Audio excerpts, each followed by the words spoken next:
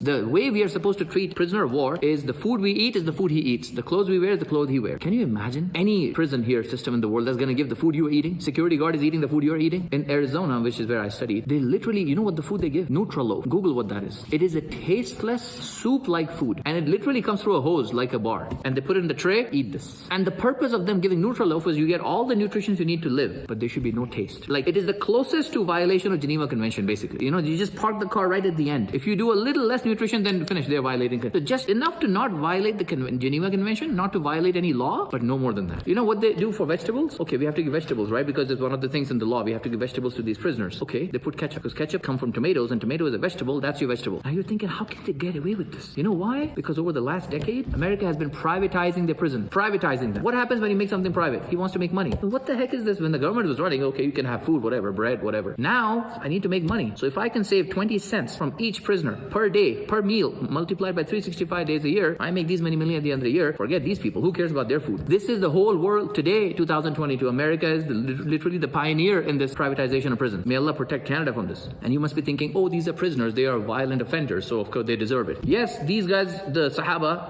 who are going to become Sahaba, they were coming to attack the Rasulullah. Is there a crime worse than this? And that's how you're supposed to treat. Okay. These people in the United States, 86%, like almost all, 86% of them are non-violent offenders. They check bounced. They had a credit card debt. The bank called for them. These kinds of offenses. Now he's eating Nutraloaf and he's going to take care of his wife and his kid. Islam says you steal, your hand is chopped off. But how is it that, oh, you steal? Okay, now get inside a jail cell for 10 years and make clothes for me. By the way, they don't get to just sit there and lie down. You need to work. Now United Nations says finally, after all of the hue and cry, finally has passed a bill that you can't be doing this. All these cheap shirts and shoes that you're seeing, China had for-profit prisons. You have all of these people forced work. Wake up 6 o'clock in the morning, go to sleep in the night at 9 o'clock, and you're working, making. So the t-shirt companies, these Pierre Cardin and all of these companies, they were found that they were using this prison labor. And they're sewing all of this. They get 6 cents. 6 cents an hour. You want to make a phone call to your family? $5 a minute. How many hours do you need to work to make a phone call to your family? It used to be free. I can see my son whenever I want to. This is for-profit prison. Now you compare against what Sharia says. You think Sharia is scary? The guy, a girl who did not want to marry a guy. The guy throws acid on her face, right? This is what happens all the time in the countries like India. What is the punishment for this? She cannot find a guy anymore. She can give her $10,000. What's that going to do to her? Nothing. Give her $1 million. What's that going to do? The punishment is he should have been given the same punishment because now he can't suffer. If somebody loses a hand, you break his hand out of anger. He should also lose a hand because I can no longer type with 2 hands. I can no longer use this hand. The right punishment is you should also lose the hand so that you are no longer able to do it. How is it going to help that I put this guy in jail and the people are still suffering? This is a long talk. For-profit prisons and everything. The way the prisoners are treated, if you know, in 2022, forget the last century's Islamic system cannot compare the way they treat. Now, imagine a country attacking Muslims. 5,000 men. Let's just say 5,000 men. Muslims, let's say. In our time. Our time, we don't have Islamic Khilafah, so this doesn't exist. Milk al-Yamin. Only nikah exists. I'm telling you what Milk al-Yamin is. 5,000 men attack. Let's say they bring women. We tell them, don't bring women because civilians are not to be touched. But they choose to bring women on their own. Now, what do you do? That's their decision. So they bring, let's say, 5,000 women. They're mates. The men have died.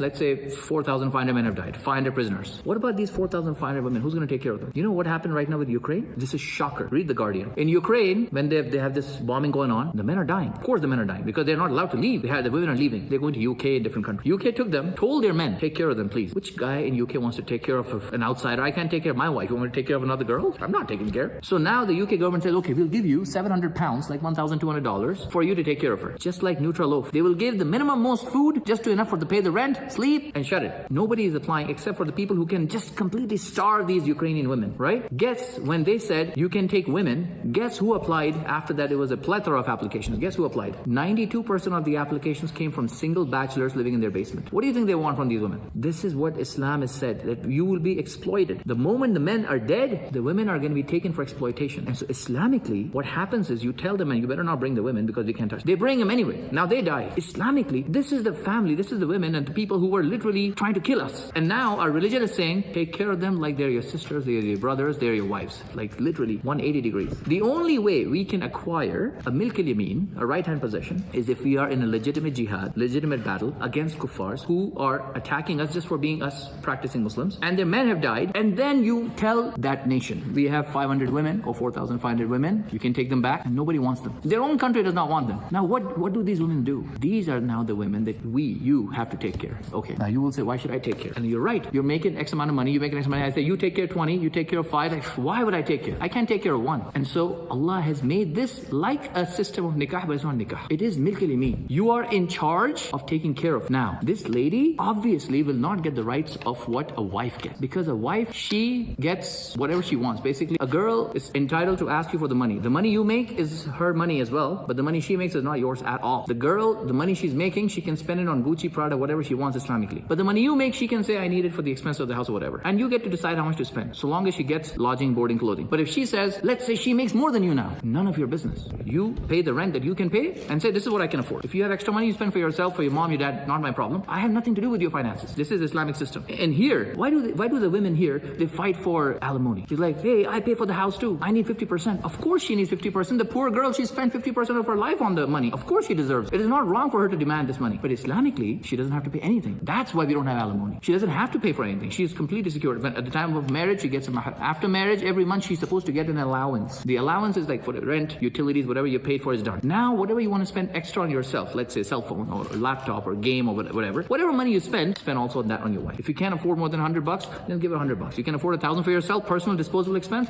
give her $1,000. This is the right of a wife. Milk and Amin, you don't have to do this. So long as you give her everything that you're eating, you can give her. The food you're eating, the clothes you're wearing, you can give her. That's it. She can't just come and say, I need an iPhone, because I'm barely able to take care of you, right? That is the difference in the rights. But the moment you have a kid with the Milk and Amin, that kid is exactly 100% like the kid that you had with the nikah marriage. Same kid, same rights, everything. Now, anyone who ever doesn't understand this or has a problem with this system, just understand that person is behaving like the Yahud, like the Jews. Our Prophet Ibrahim alayhi salam, he was married to Sarah alayhi salam, and Hajra alayhi salam was not his wife. Hajra alayhi salam was his Milk al Amin. And Rasulullah sallallahu alaihi wasallam is the generation one after the other. He's coming out from Hajra alayhi salam, Ismail alayhi salam. Whereas from Ismail alayhi salam, right? And Ishaq alayhi salam is from Sarah alayhi salam, the wife. And the Jews rejected the Prophet Muhammad sallallahu alaihi wasallam because he's coming from Milk al Amin. Like in their mind, if he's a prophet, he should come from the better version. A'udhu billah. There's no distinction in our religion when you have kids from both. The rights of a girl escalate the moment she becomes a mother. Al Walad. She's called Al Walad the moment you have Milk al Amin. Now, today you cannot have a Milk al Amin. You don't have Islamic khilaf. Understand, slavery in Islam, the word slavery is horrible here. In our religion, slavery was not a bad thing. Do you know we are more of slaves to our companies today than the slaves were to their masters in the time of Makkah, Medina? If you are working for a hospital, I'm working for a company, I can't just go and see my mom and dad when I want to. I have 2 weeks. After working for so many years, I'm going to be cut my salary and everything. I can't just leave. And here it's even better. If you go to the Middle East, you are completely bonded, right? Slaves were free to give their opinions, to go out, to literally ask for their freedom. I'll give you one example.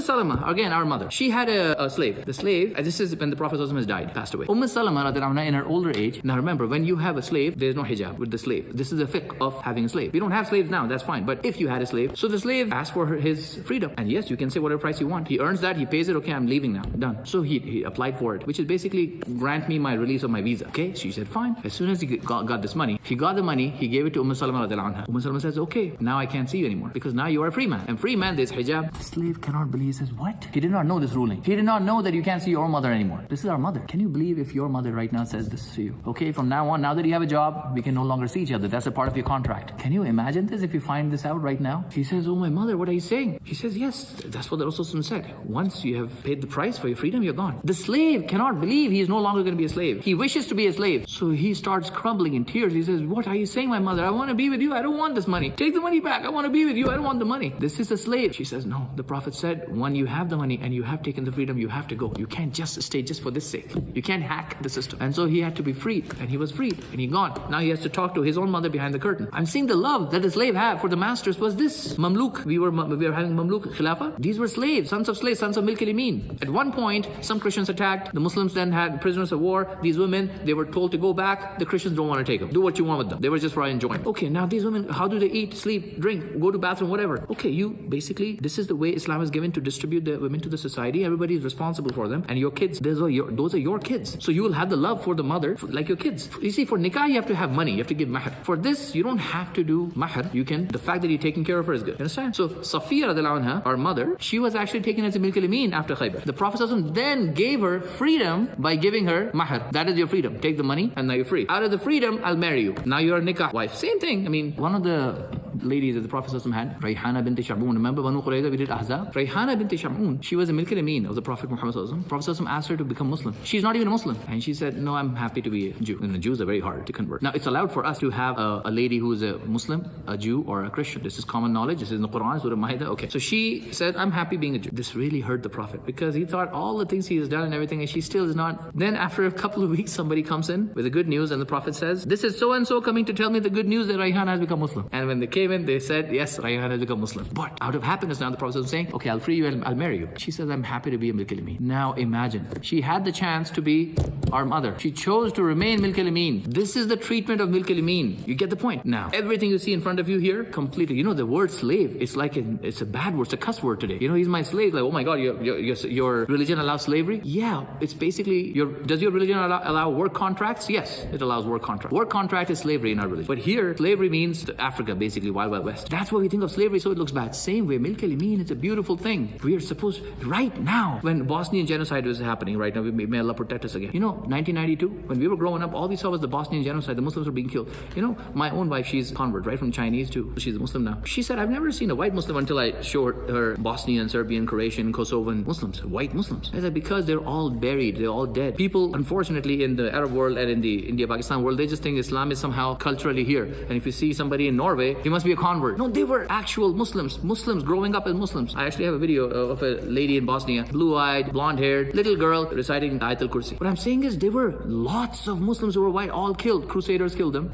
United States literally waited for the genocide to go on to the extreme levels before they decided to intervene, so now they can give independence to the separate unit and install their puppet government in there. What I'm telling you is Muslims in these parts of the world right now, you know, and you saw the news two weeks ago in Hungary, they literally they're at the border of Poland, they literally gave them box cutters and they gave it to the Muslim refugees, say, take this, cut the wire of the border and go past it. You know what's going to happen as soon as they get past? They get shot by the others, but it's not our problem. You're going to die there in their land. This is happening to our Muslim sisters.